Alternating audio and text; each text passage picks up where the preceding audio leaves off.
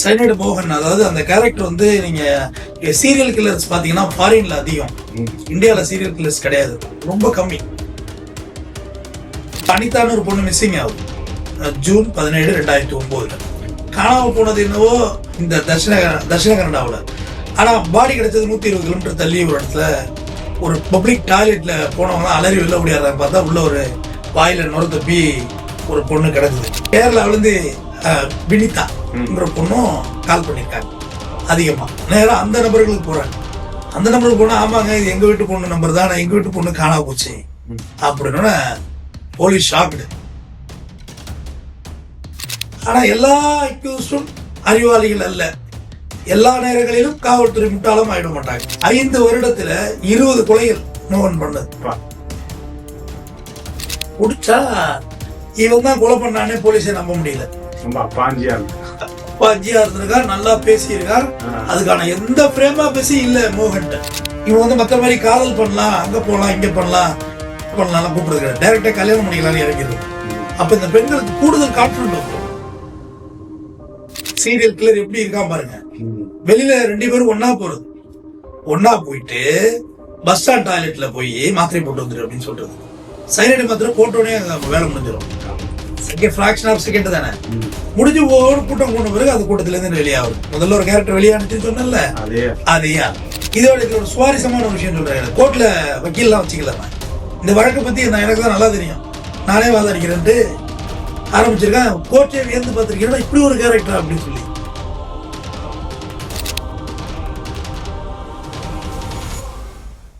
மெட்ராஸ் வான்பஸ் நேயர்களுக்கு வணக்கம். அதாவது ஒரு கடலுக்குள்ள எப்படி சிற்பிகள் முத்துக்கள்லாம் கொட்டி கிடக்குமோ அது மாதிரிதான் இன்னைக்கு நம்ம கெஸ்ட் கிட்ட நம்ம எந்த விஷயங்கள் பேசினாலும் அப்படியே அள்ளி கொடுப்பாரு நமக்கு.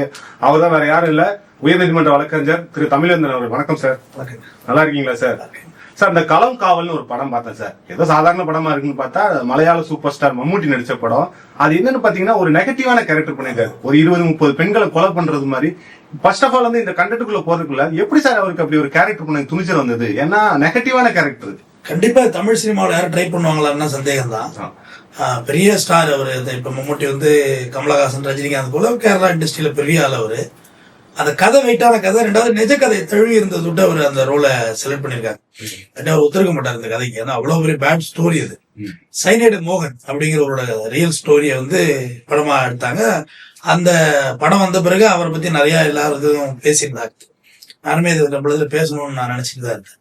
சைனடு மோகன், அதாவது அந்த கேரக்டர் வந்து நீங்க சீரியல் கில்லர்ஸ் பாத்தீங்கன்னா ஃபாரின்ல அதிகம், இந்தியால சீரியல் கில்லர்ஸ் கிடையாது, ரொம்ப கம்மி.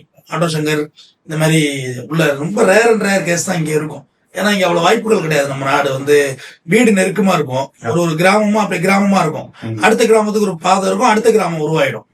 அப்ப நீங்க அங்க அப்படி கிடையாது. 100-200 கிலோமீட்டர் வீடே இல்லாத பகுதிகள் இருக்கு. யுஎஸ்ஏல எல்லாம் அப்படிதான் இருக்கு நிறைய இடங்கள்ல. அங்க சீரியல் கில்லர்ஸ் ரொம்ப கம்மி நம்ம நாட்டுல. சைனடு அதோட யாரும் பெருசா அவர் ஒரு கேரக்டர் உருவாக்க முடியல. சைனடு மோகன் உடற்கல்வி ஆசிரியரா இருந்தவர் எப்படி சீரியல் கில்லரா மாறுறாரு அப்படிங்கிறது தான் அதோட பெரிய விஷயம். தட்சிண கன்னடா அப்படிங்கிறது கர்நாடகாவில் வந்து ஒரு coastal area, cost card area. 2வது அங்க அடிக்கடி இந்து முஸ்லீம் ப்ராப்ளம் அதிகமா இருந்துகிட்டு இருந்திருக்கு அந்த காலங்கள்ல. அப்ப அனிதான்னு ஒரு பொண்ணு மிஸ்ஸிங் ஆகுது ஜூன் 17, 2009. அப்ப மிஸ்ஸிங் ஆகுல அது சாதாரண ஒரு பீடி சுருட்டும் தொழிலாளி. அந்த பெண் ஏழை பெண் தான். அப்ப போலீஸ் வழக்கம் போல அப்படியே உலட்டிக்கிட்டே இருந்திருக்காங்க பெட்டிஷனை. அப்ப அங்க ஒரு ரூமர் ட்ரிகர் ஆகுது. லவ் ஜிகாத்னு ஒரு ப்ராப்ளம் ஒண்ணு இருக்கு தெரியுமா உங்களுக்கு? அதாவது இந்து பெண்களை வந்து அழைச்சிட்டு போயிட்டு இஸ்லாமியரா கன்வெர்ட் பண்ணிடுவாங்க அப்படின்னு ஒரு இது. அது ஒரு தகவல் தான். அது நம்ம அதுல உண்மை பொறுமையா வேண்டாம், அது டைவெர்ட் ஆயிடுதுல. அந்த ப்ராப்ளம் கையில எடுத்துட்டாங்க இந்து முன்னணி. கையில எடுத்து லவ் ஜிகாத் பண்ணிட்டாங்கன்னு சொல்லி ஸ்டேஷனை முற்றுகையிடுறாங்க. ஸ்டேஷனை முற்றுகையிட்டு பல அமைப்புகள், இந்து அமைப்புகள்லாம் கையில் எடுக்க ஆரம்பிச்சோன்னே போலீஸுக்கு வேற வழியே இல்லாம இந்த விஷயத்தை எடுக்கிறாங்க. அசிஸ்டன்ட் கமிஷனர் சந்திரகுப்தா தலைமையில ஒரு ஸ்பெஷல் டீம் போடுறாங்க. போட்டு தேட ஆரம்பிக்கிறாங்க. ஆனா இதுல ஒரு விஷயம் என்னன்னா, காணாம போனது என்னவோ இந்த தட்சிண கனடாவில். ஆனா பாடி கிடைச்சது 120 கிலோமீட்டர் தள்ளி ஒரு இடத்துல ஒரு பப்ளிக் டாய்லெட்ல போனவங்க அலறி வெளில முடியாதான்னு பார்த்தா உள்ள ஒரு வாயில நுர தப்பி ஒரு பொண்ணு கிடக்குது. உடனே போலீஸ் வந்து அந்த பாடியை செக்யூர் பண்றாங்க. அப்ப வந்து அந்த கூட்டத்தில இருந்து ஒரு 40 வயது மதிக்கத்தக்க ஒரு நபர் மிஸ் ஆகுறாரு. அந்த நபரோட பிரேயர் என்ன, அவனுடைய இது என்னன்னா இங்க என்ன நடக்குதுன்னு பார்த்துட்டு போறதுதான். பார்த்துட்டு பக்கத்துல இருக்க லாட்ஜுக்கு போய் அவசர அவசரமா ரூம் வெக்கேட் பண்ணிட்டு அந்த நபர் வந்த பஸ் பிடிச்சி ஏறி போயிடுறாரு. இந்த மாதிரி மிஸ்ஸிங் இருக்குன்னு அப்புறம் போலீஸ் போயிட்டு அது அனிதா தான் ஐடென்டிஃபிகேஷன் பண்றாங்க. வாயில முறை தள்ளி இறந்து போயிருக்காங்க. அப்ப அந்த அனிதாவோட மொபைலு, அனிதா வீட்டுக்குள்ள லேண்ட்லைன் போனுக்கு அதிகமா யாரு போன் பண்ணா அப்படின்றத பாக்குறாங்க. ஏன்னா 2009 காலங்கள்லாம் பெரிய லெவல்ல சிசிடிவி எரெக்ஷன் எங்கேயுமே கிடையாது. கைபேசி பெருசா கேமரா போன்லாம் இப்போ என்ட்ரி ஆயிருக்குன்னு நினைக்கிறேன். என்ட்ரி தான் பெருசா பெரியவங்கள்ட்ட தான் இருந்தது, பெருசா இல்ல. அது தொட்டு பாக்குறாங்க. அந்த போனுக்கு ஒரு நம்பர்ல இருந்து அதிகமா போன் வந்துட்டு இருந்தது. அந்த ஒரு நம்பரை போய் சேஸ் பண்றாங்க. அது ஒரு ஸ்ரீதர் அப்படிங்கிற ஒரு வீட்டுக்கு போகுது. அந்த நம்பர் போய் பார்த்தா, ஆமாங்க இது எங்க வீட்டு நம்பர் தான், இது ஸ்ரீதர் பிடிச்சாச்சுங்கிற மைண்ட்ல போலீஸ் போய் இறங்குறாங்க. டீம் மடிக்காச்சுரா, அக்யூஸ் பிடிச்சாச்சுரான்னு. இல்லங்க இது என்னோட தங்கச்சியோட நம்பரு, என் தங்கச்சி பேரு காவேரி, அவங்க காணாம போயிட்டாங்க. காணாம போயிட்டாங்களா, இது என்னடா புதுசா கிளம்புதுன்னு சொல்லிட்டு அப்புறம் போலீஸ் எப்ப காணாம போல, மார்ச் 17 2 மாதம் முன்னாடி காணாம போயிருக்காங்க. காவேரியோடைய நம்பர்ல இருந்து அதிகமா அந்த நம்பருக்கு யாரு போன் பண்ணிருக்கா அப்படின்னு அடுத்து இப்பதான் போலீஸ் ட்ரிகர் ஆகுறாங்க. பார்த்தா கேரளாவில இருந்து வினிதா பொண்ணும் கால் பண்ணிருக்காங்க. அதிகமா நேரம் அந்த நபர்களுக்கு போறாங்க. அந்த நம்பருக்கு போனா, ஆமாங்க இது எங்க வீட்டு பொண்ணு நம்பர் தான், எங்க வீட்டு பொண்ணு காணாம போச்சு அப்படின்னு போலீஸ் ஷாக்டு. ஆஹா, நம்ம வேற ஏதோ தேடிக்கிட்டு இருக்கோம், நம்ம தவறான ரூட்ல பயணிக்க ஆரம்பிச்சிட்டோம், கேஸ் இப்படி இல்ல, இது வெரி சீரியஸான கேஸா இருக்கு அப்படின்னு சொல்லிட்டு இந்த டீட்டெயில்ஸ் எல்லாம் கலெக்ட் பண்றாங்க. இவங்க அந்த 3 பேர் உள்ள சிமிலர் என்ன இருந்துச்சுன்னா, யாரு செத்து போன அனிதா உள்பட சிமிலர் என்ன இருந்துச்சுன்னா, இவங்க எல்லாம் கல்யாணம் ஆகாதவங்க, முதிர் கன்னிகள்னு சொல்லுவாங்கல்ல. ரெண்டாவது கல்யாணம் பண்ற வாய்ப்பு கூட இல்லாத சூழல் உள்ள குடும்பம் அப்படிங்கிற இது யாரோ பிளான் பண்றாங்கன்னு சொல்லிட்டு. ஆனா எல்லா அக்யூஸ்டும் அறிவாளிகள் அல்ல. எல்லா நேரங்களிலும் காவல்துறை முட்டாளம் ஆயிட மாட்டாங்க. அக்யூஸ் ரொம்ப கிளவரா யோசிப்பாங்க, போலீஸ் அதோட கிளவரா யோசிப்பாங்க. நான் எப்பயுமே போலீஸ் ரொம்ப உற்று நோக்கி பாருங்க, எல்லா விஷயத்திலையும் புடிச்சிருவாங்க. எப்படியோ அந்த ஐஎம்ஐ நம்பர் ஒண்ணு இருந்துச்சு. ஆக்சுவலா இப்ப சைனா போன்லாம் நீங்க யூஸ் பண்ண முடியாது, தெரியும் தானே, இப்ப வர்றது இல்ல. அது இருந்தா கூட யூஸ் பண்ண முடியாது. அது ஐஎம்ஐ நம்பர் இந்தியன் கவர்மெண்ட் பேர்ன் பண்ணிட்டாங்க. அந்த நம்பர் நீங்க யூஸ் பண்ண முடியாது. சில வெளிநாடுகள் வாங்கிட்டு ஒரு போனே பயன்படுத்த முடியறது இல்ல. அந்த ஐஎம்ஐ நம்பரை வச்சு போறாங்க. அந்த ஐஎம்ஐ நம்பர் பக்கம் மங்களூர் இருக்குல்ல, பெங்களூர், மங்களூர் தமிழ்ல, அங்க ஒரு வில்லேஜுக்குள்ள போகுது அந்த ஐஎம்ஐ நம்பர். அங்க போய் பார்த்தா ஒரு பெரியவர் இருக்கிறாரு. அக்யூஸ் பிடிச்சாச்சு போய் இறங்கி பார்த்தா ஒரு பெரியவர் இருக்கிறாரு. இவன் தான் அந்த சீரியலா அப்படின்னு பார்த்துட்டு அவர்கிட்ட என்கொயரி ஸ்டார்ட் பண்ணணும். அவர் சொல்றாரு, இது என்னோட போன் தான் இது, ஆனா இந்த போன் நான் வச்சு இல்லையே, எங்க மாப்பிள்ளைலாம் வச்சிருக்காரு அப்படின்றாங்க. மாப்பிள்ளையா, மாப்பிள்ளை சிக்னாண்டி அப்படின்னா மாப்பிள்ளை வச்சிருக்காரு. கிட்டத்தட்ட அக்யூஸ் கிட்ட போறாங்க, நெருக்கிட்டாங்க அப்படின்னு சொல்றாங்க. அதாவது 5 வருடத்துல 20 கொலைகள் மோகன் பண்ணது.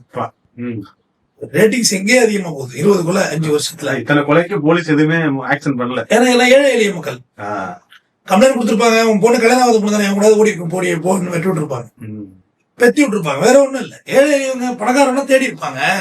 இவங்களாலே அடுத்த கட்ட அந்த இதை மூவ் பண்ணி கோர்ட்டுக்கு போய் ஒரு டைரக்ஷன் வாங்கி அது இதுங்கிறதுலாம் பாசிபிள் இல்லாத விஷயமா இருந்திருக்கும். அதனால பிளானிங் அப்படி கரெக்டா பண்ணிருக்கான். அப்ப சுமித்ரான்னு சொல்லி ஒரு டைலர் ஒண்ணு, அந்த பொண்ணு மோகனை பார்த்துருக்கு. வேற யாரும் மோகனை பார்க்கல. அதாவது அவரோட போட்டோ கூட யாரும் கிடைக்கல. அந்த பொண்ணு மோகனை பார்த்துருக்கு. உடனே மோகன் சொல்லியிருக்கு, நான் பார்த்தேன் இவன் ஒரு பொண்ணோட போனான் அப்படின்னு. நல்லதா போச்சு, தூக்கடா அந்த செல்லத்தை. சுமித்ரா வச்சே போன் அடிச்சிருக்காங்க. யாருக்கு? மோகனுக்கு வலைய விதிச்சிருக்காங்க. மோகனை ரொம்ப செல்ல விட்டு ரைட்டு, அதே வருதே, வாண்டடா வருதே, ஏன் விடுவாரான்னு சொல்லிட்டு சுமித்ராவை ஒரு பொது இடத்துக்கு வரவழைச்சிருக்கு, பஸ் ஸ்டாண்டுக்கு. தொக்கா பிடிக்கிறாங்க போலீஸ், ரவுண்ட் அப் பண்ணி பிடிக்கிறாங்க. பிடிச்சா இவன் தான் கொலை பண்ணானே போலீஸை நம்ப முடியல. அப்பாஞ்சியா இருந்திருக்கா, நல்லா பேசியிருக்கா. அதுக்கான எந்த பிரேமா பேசி இல்ல மோகன்ட்ட. ரொம்ப அழகா நடந்துகிட்டு இருக்கான் போலீஸோட கண்ணியத்தோட. அப்புறம் போலீஸோட இயல்பா ஒரு விசாரணை முறைன்னு ஒண்ணு இருக்கும்ல, ஆமா. அப்புறம் என்ன பண்றது, ஆடுற மாட்டை ஆடுகிற, பாடுற மாட்டை பாடிக்கிறடான்னு கறந்துட வேண்டியதானே அப்படின்னு நெருக்கி பிடிச்சிட்டாங்க. பிடிச்சோன்னா அப்புறமா அவரோட கன்ஃபெஷன் வருது. அப்ப நண்பன் அப்துல் ரஹ்மான் ஒருத்தன் கிளாஸ்மேட்டை பிடிக்கிறாங்க. அவரோட கேரக்டர் ஏன்னா சீரியலுக்கு இல்ல, ஆமா. எப்படி இருந்தா ஆதி காலத்துல இருந்து இதுக்கு முன்னாடி என்னென்ன பண்ணிருக்கான்னு தெரியும்னு. ஆனா ஆக்சுவலா 20 தான் தம்பி கணக்குல காமிக்கிறாங்க. அது இல்லாம நிறைய நடந்திருக்கு. அவர் அப்படி சொன்னா அவர் என்ன சொல்லியிருக்காரு, இல்லங்க மோகன் வந்து படிப்பு வராது, ஆனா விளையாட்டு பட்டை கிளப்புவாங்க அப்படி எல்லாம், அதனாலதான் அவன் உடற்கல்வி ஆசிரியர் வேலை கிடைச்சிச்சு அப்படின்னு சொல்லியிருக்காங்க. அம்மா பாசத்திலே வளர்ந்துருக்கான். பள்ளியோட விட்டோன்னு வீட்டுக்கு வந்திருக்கான் படிக்கிறப்ப. ஸோ மோகனுடைய பேக்கப்ல விசாரிக்கிறாங்க. அப்புறம் அவரோட கன்ஃபெஷன் எடுக்கிறாங்க. BA டிகிரி முடிச்சது, அது சரியா கம்ப்ளீட் பண்ணல. அதை வச்சு உடற்கல்வி ஆசிரியருக்கு ஒரு தகுதி டெம்பரவரி ஸ்டாஃப், அதாவது இந்த கான்ட்ராக்ட் லேபர்ல போடுறாங்க உள்ள. அங்க போய் சும்மா பழுத்து பிள்ளைங்கள்ட்ட சிலாட்டம் பண்ணி பொழுதுங்க சஸ்பென்ஷன் டிரான்ஸ்ஃபர் ரெகுலரா அவனோட வாழ்வியல் அப்படியே போயிட்டே இருந்திருக்கு. 1984லயே அவன் இந்த வேலையெல்லாம் பண்ண ஆரம்பிச்சிருக்கான். ரெண்டாவது அவனோட கன்ஃபெஷன்ல சொல்லியிருக்கான், முதிர்கண்ணி ஏழைகள் மட்டும் தான் நான் சூஸ் பண்ணுவேன். சரி எப்படி சூஸ் பண்ணுவேன்னா, பஸ் ஸ்டாண்டு பொது இடங்கள் இருக்குல்ல, கவர்மெண்ட் ஹாஸ்பிட்டல், ஏன்னா அங்க லோ மிடில் கிளாஸ் பீப்புள்ஸ் வருவாங்க. ஸோ அங்க போய் சூஸ் பண்றது, அதுல அவங்க பாக்குறது இவங்க கூட யார் வர்றா அப்படின்றதெல்லாம் கொஞ்சம் ஆராய்ச்சி பண்ணி அவங்கள்ட்ட போயிட்டு டைரக்டா நல்லா பேச்சு திறமை, பயங்கரமான பேச்சு திறமை தான் இவனோட வெற்றி காரணம். இவ்வளவு பேர் சக்சஸ் பண்ணிருக்கான் அவன். இவ்வளவு மாடுகளை ஒரு ஆளால் பண்ண முடியாது, சிக்கிடுவாங்க. அழகா பேசி நம்பர் வாங்கிட்டு ரொம்ப குவைட்டா தன்னை வந்து கேரக்டர் வைஸ் தன்னோட 3வது பொண்டாட்டி ஸ்ரீதேவி வீட்டுல உட்கார்ந்து அச்சேகமே வச்சு நடத்திருக்கான். ஆமா, ஐடி கார்டு, எல்லாம் ID card, government officer, superintendent of police, என்ன ஐடி கார்டு போட்டு இந்த பொண்ணுங்கள்ட்ட வந்துட்டு பேச்ச போடுறது. பேச்ச போட்டு அந்த பொண்ணுங்கள்ட்ட ஜாதி கேட்கறது. என்ன ஜாதி சொல்றாங்களோ அதே ஜாதி தான் தான் ஜாதின்னு சொல்றது. இவன் தான் அச்சகம் வச்சு நடத்துறவங்க. ஜாதி சாட்டெல்லாம் போட்டு காமிக்கிறது நம்புற மாதிரியே. நான் ஒரு கவர்மெண்ட் ஆபீசர், நான் வந்து உங்க வீட்டுக்குலாம் வர முடியாது, உலகத்துல வாட்ச் பண்ணுவோம், அது பண்ணும் இது பண்ணும், அப்படி பயங்கரமான வேற ஒரு உலகத்துல டிராவல் பண்ணோன்னு இவன் வந்து மத்த மாதிரி காதல் பண்ணலாம், அங்க போலாம் இங்க பண்ணலாம் கூப்பிடுறது, டைரக்டா கல்யாணம் பண்ணிக்கலாம்னு இறங்கிறது. அப்ப இந்த பெண்களுக்கு கூடுதல் கான்பிடன்ட் வந்துடும். நீங்க ஒரு ரகசிய இடத்துக்கெல்லாம் கூப்பிட்டீங்கன்னா பயப்படுவாங்கல்ல, ஏழை பெண்கள் படிப்பறிவு குறைவா உள்ளவங்க, கல்யாணம் பண்ணிக்க கூப்பிடுறவங்களுக்கு நம்பிக்கை வந்துடும் மேல, கல்யாணம் பண்ணிக்கலாம் அப்படின்னு சொல்றது. நானும் எங்க சொந்த பந்தம் எல்லாம் பெருசு கூப்பிட்டு வச்சு பண்ணா ரொம்ப பெரிய செலவாகும், உங்களால தாக்கு பிடிக்க முடியாது, அதுக்கு கூட நான் பணம் தர்றேன், எப்படி பொண்ணு வீட்டுக்கு கூட பணம் தர்றேன், கல்யாணத்தை பண்ணலாம் அப்படின்னு அந்த பொண்ணுங்க மேய்கிறது. ஐயோ இவ்வளவு நல்ல மனுஷனா இருக்கானே, நாங்களே பணம் தர்றேன், நீங்க நகை இருக்கிறது மட்டும் போட்டுவாங்க, பாக்கி நானே போட்டு கல்யாணம் பண்றேங்க மாதிரி சொல்லி வரவழைச்சிடுறது. வரவழைச்சு இல்ல ரிஜிஸ்டர் ஆபீஸ்ல ஏதோ ஒரு கோயில் வச்சு கல்யாணம் பண்ணிக்குவோம் அப்படின்னு சொல்லிடுறது. இந்த பொண்ணுங்களும் ஐயோ வாழ்நாள் கனவே நிறைவேறிட்டு ஒரு மாப்பிள்ளை அப்படின்னு சொல்லிட்டு வந்துடுது. வந்தோட மோகன் என்ன செய்யறதுன்னா, லாட்ஜில வந்து ரூம் போடுறது, ரூம் போட்டு ஏதாவது ஒரு ஃபேக் ஐடி கார்டை கொடுத்து ரூம் போடுறது. எல்லா ஐடி கார்டெல்லாம் பட்டையை கிளப்பிருக்கான், ஃபேக் ஐடி கொடுத்து ரூம் போடுறது. ரூம் போட்டுட்டு சரி கொலை பண்ணதான் போறோம், மேட்ரு பண்ணிடுவோம் அப்படின்னு மேட்ரு பண்றது. மேட்ரு பண்ணிட்டு என்ன சொல்றதுன்னு அந்த பொண்ணுங்கள்ட்ட அந்த சைனைடு டேப்லெட் கூடவே வச்சிருக்குது. இப்ப குழந்தை உருவாயிட்டுன்னா நம்ம கல்யாணத்தை அசிங்கமா போயிடும், குழந்தைய கலைச்சிக்கலாம் அப்படின்னு சொல்லி ஐடியா கொடுக்குறது. இங்க வச்சு போடாத, ரூமை வெக்கேட் பண்ணுவோம், வெளியே போய் போட்டு சொல்லிட்டு வெளியே அழைச்சிட்டு போய் நல்ல மாதிரியா நல்லா கேட்டுதாங்க. இதான் ஒரு சீரியல் கில்லர் எப்படி இருக்கான் பாருங்க. வெளியில 2 பேரும் ஒன்னா போறது, ஒன்னா போயிட்டு பஸ் ஸ்டாண்ட் டாய்லெட்ல போய் மாத்திரை போட்டு வந்துரு அப்படின்னு சொல்றது. சைனைடு மாத்திரை போட்டோடனே வேலை முடிஞ்சிடும். ஃபிராக்ஷன் ஆஃப் செகண்ட் தானே முடிஞ்சு ஒவ்வொரு கூட்டம் கொண்ட பிறகு அது கூட்டத்துல இருந்து வெளியாகுது. முதல்ல ஒரு கேரக்டர் வெளியானுச்சு சொன்னல, அதையா வெளியாகி மறுபடியும் வந்து ரூம் வெக்கேட் பண்றது. ஏன்னா ஒருவேளை மாத்திரை போடாம போயிட்டாங்க எப்படி காரணம் பண்ணிருங்க. ஏன்னா லாட்ஜில போட்டு செத்து இருந்தா தங்கனே மாட்டிக்கலாம். பஸ் ஸ்டாண்ட் டாய்லெட் கரெக்டா வந்து மார்க் பண்ணி கொடுத்துட்டு செத்துட்டு ரிசல்ட் தெரிஞ்ச பிறகு வெளியாகுது. வெளியாகி அந்த நகை எல்லாத்தையும் அதுக்கு பிறகு அங்க இருந்து வெக்கேட் பண்றது. பல பிளான், பல ஸ்ட்ராட்டஜி இவன் எடுத்திருக்கான். அதே மாதிரி பொண்ணுங்க எந்த ஊரோ அந்த ஊர்ல இருந்து ஒரு 100-150 கிலோமீட்டர் தள்ளிடுறது. பிரச்சனை அக்கம் பக்கம்னா தெரிஞ்சு போயிடும். ஒரு டிஸ்ட்ரிக்ட் உள்ள ஈஸியா கண்டுபிடிச்சிருவாங்க. இங்க நாகப்பட்டினத்துல ஒரு மாவட்டம் வச்சுக்கலாம், ஒரு மாவட்டம் ஏதாவது ஒரு மாவட்டம் வச்சுங்க, அந்த மாவட்டத்துல ஒரு பாடி கிடக்குன்னா அந்த மாவட்டத்துக்குள்ள ஒரு செய்தியாவது பரவும். குறைந்தபட்சம் அந்த பேருந்துகள் இருக்கும், அந்த பேருந்துல யாரோ ஒருத்தவங்க பார்த்துட்டு ஐயோ எங்க ஊர் பொண்ணு தானேன்றுவாங்க. 100-150 கிலோமீட்டர்ல அவ்வளவு பெரிய கான்டாக்டுக்கு வழி கிடையாதுல்ல அன்றைய காலகட்டம். இன்னைக்கெல்லாம் ஈஸி, போலீஸ் இவ்வளவு சவாலா இருக்காது. அப்புறமா அவனை இது பண்றாங்க. ஃபர்ஸ்ட் என்ன பண்ணிருக்கா, ஒரு பொண்ணு ஆத்திர தள்ளி கொலை பண்ண பார்த்திருக்கான். ஸ்டார்டிங் பிகினிங்ல அந்த பொண்ணு விழுந்திருக்கு, ஃபிஷர்மேன் காப்பாத்திட்டாங்க. சரி இது ரூட் இல்ல அப்படின்னு சொல்லிட்டு அப்புறம் ஒரு அந்த கேஸ்ல ஜெயிலுக்கு போயிட்டு வர்றான்.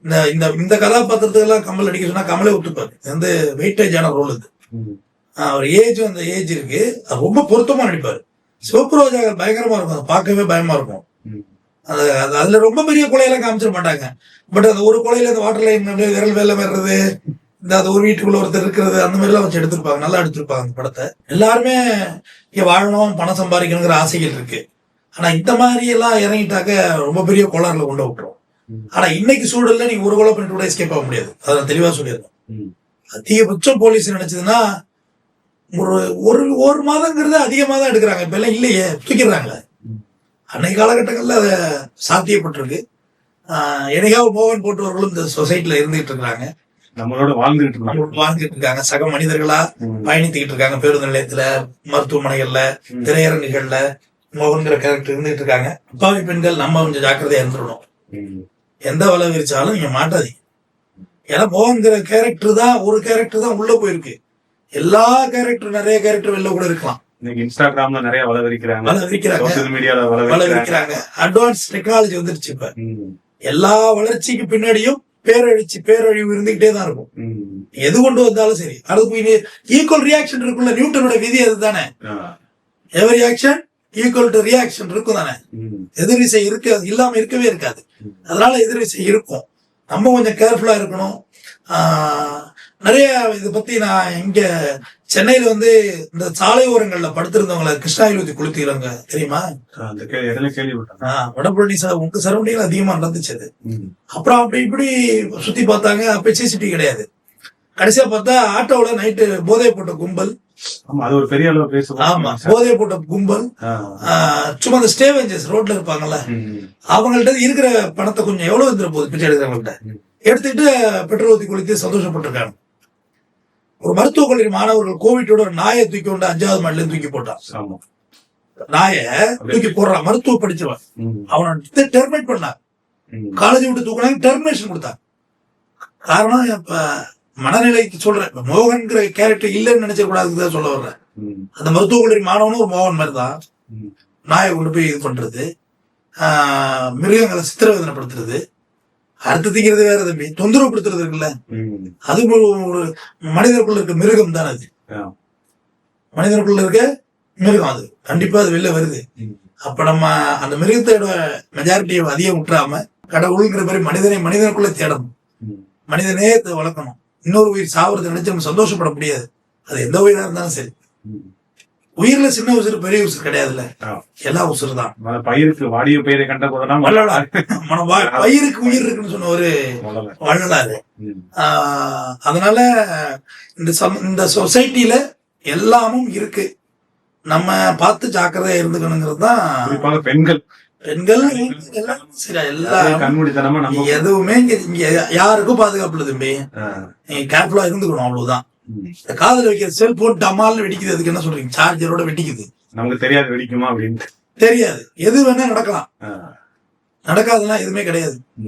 என்ன ஒண்ணும் நடக்கும். நம்ம கேர்ஃபுல்லா இருந்தோம். தொடர்ந்து பேசுவோம்.